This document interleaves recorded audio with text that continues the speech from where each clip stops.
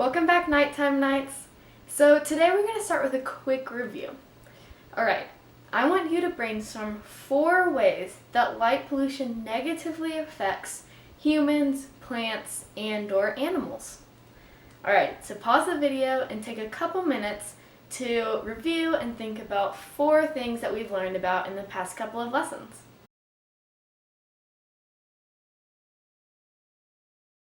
I'm sure that you came up with some great examples. So now that we know what light pollution is and how it affects us and the plants and animals around us, it's time to learn about what else light pollution affects. So we're going to watch a quick demonstration about one way that we can make light pollution better. I'm Scott Cardell of the Palomar Observatory. I wanted to take a few minutes today and talk to you about something known as light pollution. Light pollution is an artificial brightening of the night sky. It can affect the work done by ground-based astronomers, but it also has an impact on wildlife, human health, and even contributes to global warming. One of the big sources of the problem with light pollution is the use of lights at night that are unshielded or lights that are improperly directed. I'm going to show you a very simple demonstration that shows off the tremendous importance of ensuring that outdoor lighting at night is properly shielded. Now we're going to do this demonstration with a very simple flashlight, mag light. Going to turn on the mag light and carefully remove the top. Now this acts as a unshielded street lamp, post lamp. You'll notice 2 things right away. First of all, there's a tremendous source of glare shining back at anyone looking at the light. Also, it brightens the night sky. If I take a moment and actually put a pedestrian next to the light, you'll notice that this unshielded light, the pedestrian is standing in the shadow of the light. That's no good at all. So let me add some shielding to the light very simply. You'll notice that, wow, the glare is gone, the brightening of the sky is gone, and now it's actually possible to see the pedestrian. Thank you, Scott. That was a great demonstration. Alright, now I want you to pause this video and answer these 3 questions. First, in Scott's demonstration, what did he show us that adds to our understanding of light pollution? Second, what did he do to fix the light pollution? And third, what kind of light does that represent in our own lives? Alright, ready, set, go.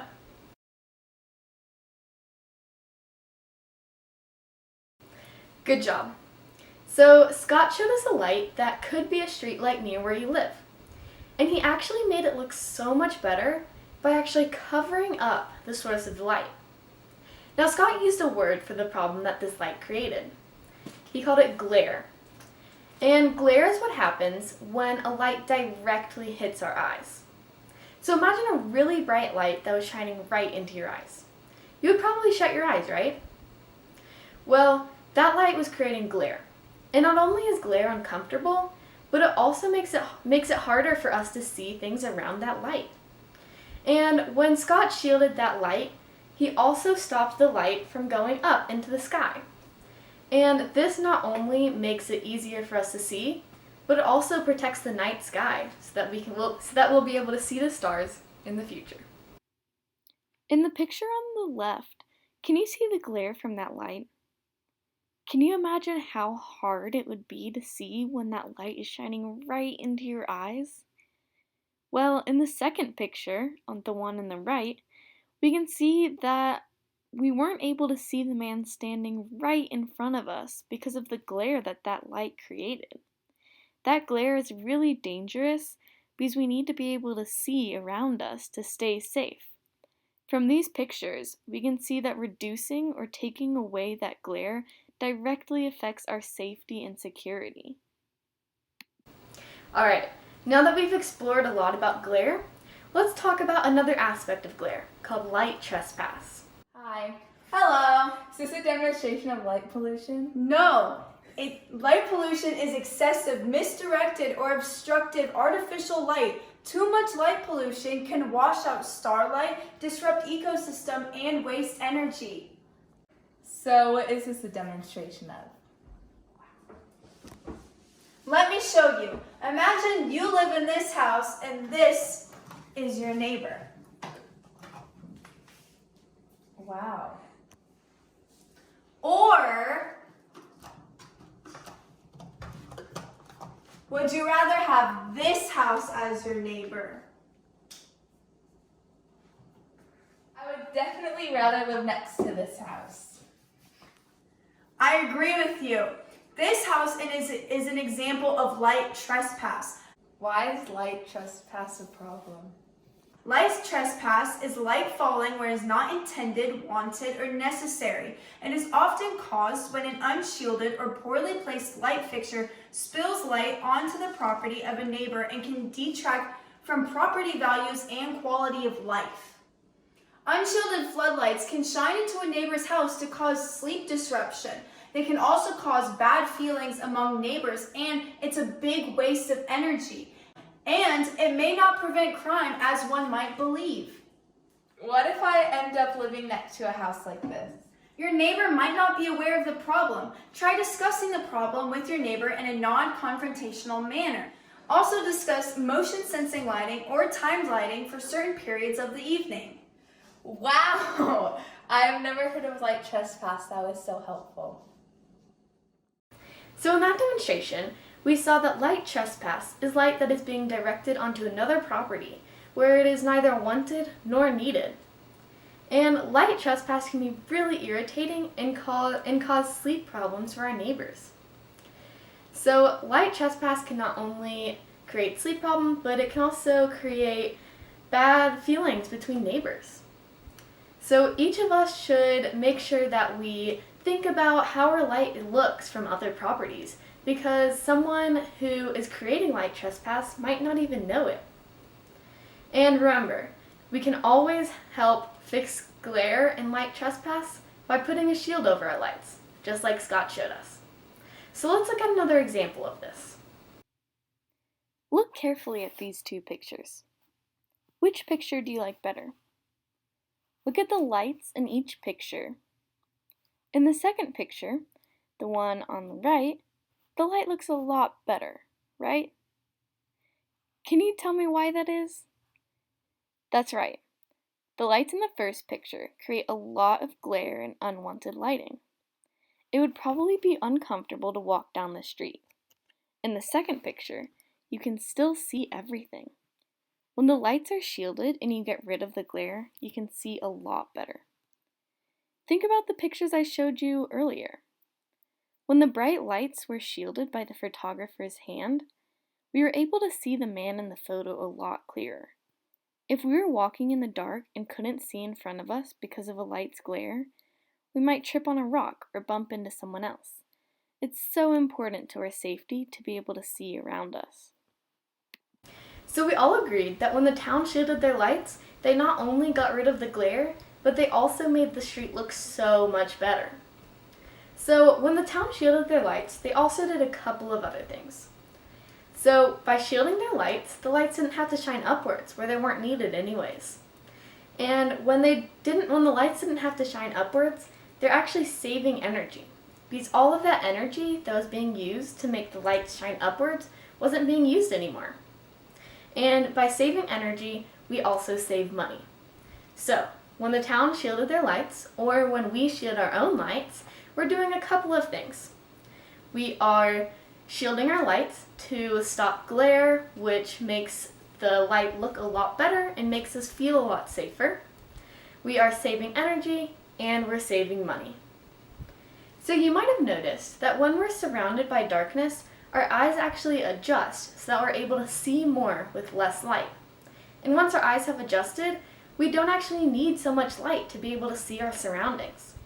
So this means that by only using the amount of light that we actually need to see, we're able to save money and energy. So think about a light that you might have in your bedroom or your living room or somewhere in your house or wherever you go to school. So picture that light in your head. Does it have a shade on it, or can you see the light bulb? Well, it probably has a shade over it. And this is similar to Scott's demonstration. When we put the shade over the light bulb, it is reducing glare and it helps us to see better. This is the same with our outdoor lights. Why don't we have shades over those? Alright, we're going to end today with a demonstration that compares a light's wattage with how useful and bright that light is. Hello nighttime knights! Let's do a little demo. And you see I've got my nighttime face paint on, so I'm all ready. So this demo is about comparing a light's wattage with how useful and how bright that light is. So here we've got two different fixtures. So remember when we were talking about that living room or bedroom lamp? You can't just see the bulb because it has a shade over it. So this first fixture is kind of like that.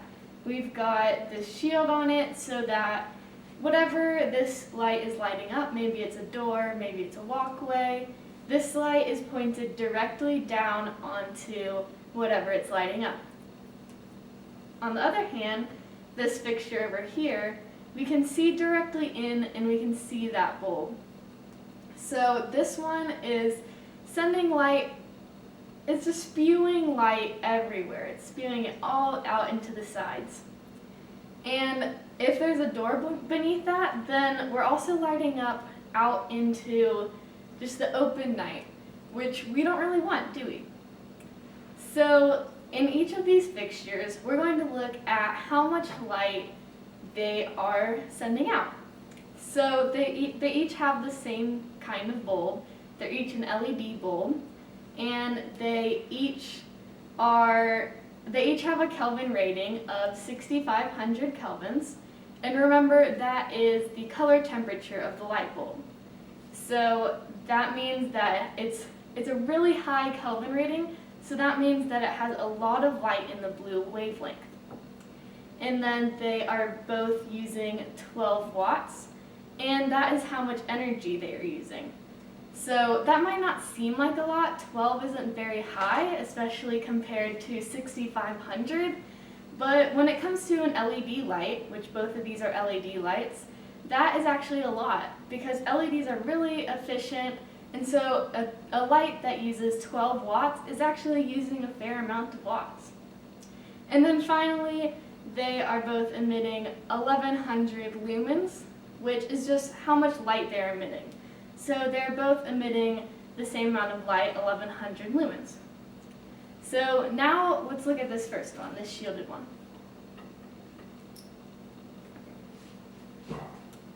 So as we can see, it is shielded down. So if we pretend that this is a door, then it's pointed right down onto that door.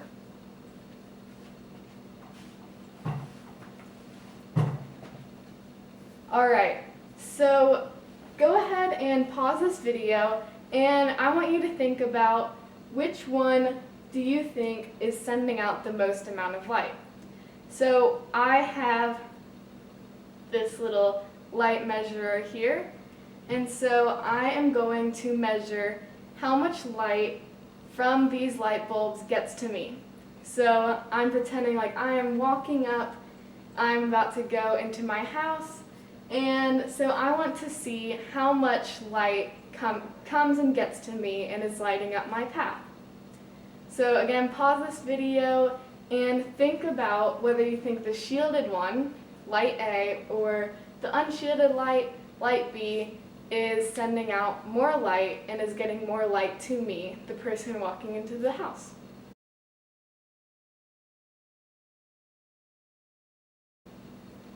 Okay, I wonder which one you said. I hope it was the right one.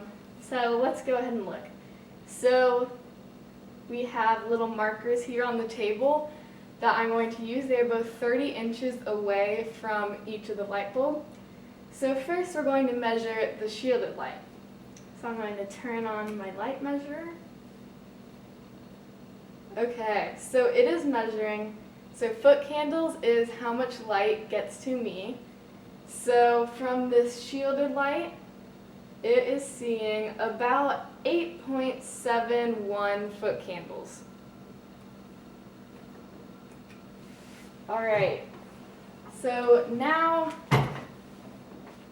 that 8.71 foot candles only really tells us anything when it's compared to this other light. So let's turn that one on and turn the other one off.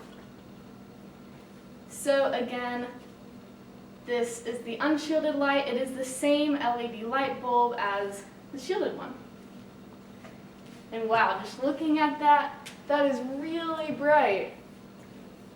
So I'm going to place the light sensor 30 inches away from that light. And then we're going to turn on the light sensor.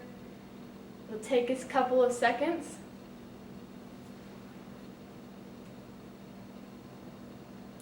Okay, so it is seeing about 6.1 foot candles. So, we just saw that even though those were the exact same light bulbs, the only thing that was different between those two lights was the fixture they were in. So, we saw that when we measured from 30 centimeters away on the ground, the shielded light gave off 8.7 foot candles, while the unshielded light gave off 6.1 foot candles. This means that the shielded light was able to send the light further. Did you guess it right? Well, from this we can see that when we shielded the light, we were able to direct the light onto the ground and send the light further because we weren't wasting light sending it sideways and upwards. And when we change an unshielded light to be shielded, we can actually save energy and money because we're able to replace the light with a less bright light because we are still sending the same amount of light down to the ground where we need it. By shielding that light, we're able to save energy and money and illuminate our paths even better. Alright, I hope you guys liked that demonstration. If you want to look at more measurements, you can go to the Level 2 Activity Handout Packet. Alright, I'll see you guys later, Nighttime Nights. See you next lesson.